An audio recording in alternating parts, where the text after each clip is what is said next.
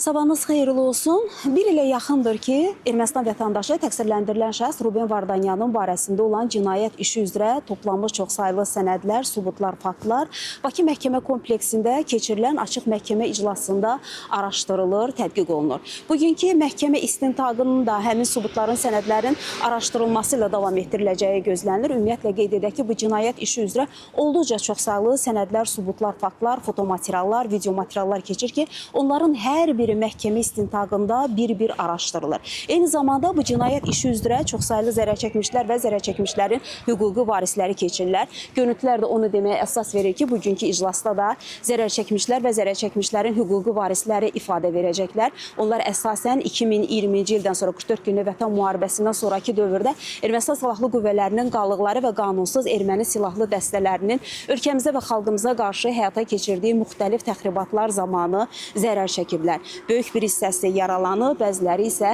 doğmalarını, əzizlərini bu təxribatlar nəticəsində itiriblər və onlar da ifadələrində qeyd edirlər ki, bu 44 günlük Vətən müharibəsindən sonraki dövrdə də Ermənistan silahlı qüvvələrinin qalıqları və qanunsuz erməni silahlı dəstələri mövqelərimizi, yaşayış məntəqələrini, mülki obyektləri, mülki insanları, vətəndaşlarımızı iri çaplı silahlarla ateşə tuturdu. Məhkəmə prosesi açıq keçirilir, media nümayəndələri də iştirak edirlər. Qeyd edək ki, Ruben Vardanyan ifadə verməsə də, amma demək olar ki, bütün məhkəmə iclaslarında müxtəlif vəsadətlərlə çıxış edir. Həm onun özü, həm də onun hüquqlarını müdafiə edən vəkili müxtəlif vəsadətlərlə çıxış edir. Ruben Vardanyana özünün istəyinə uyğun olaraq dövlət hesabına vəkil təyin olunub. Eyni zamanda o ifadələrini, fikirlərini, həmçinin vəsadətlərini sərbəst şəkildə təqdim etməsi üçün ona rus dilində tərcüməçilər ayrılıb. Biz xəbərlərin növbəti buraxılışında bugünkü iclasla bağlı daha geniş məlumatları tamaşaçıların diqqətinə çatdırmağa çalışacağıq. Hələlik isə bu saata Bakı məhkəmə kompleksinə çatdıracaqlarımız bu qədər deyərək sözü yenidən mərkəzə studiya ötürürük.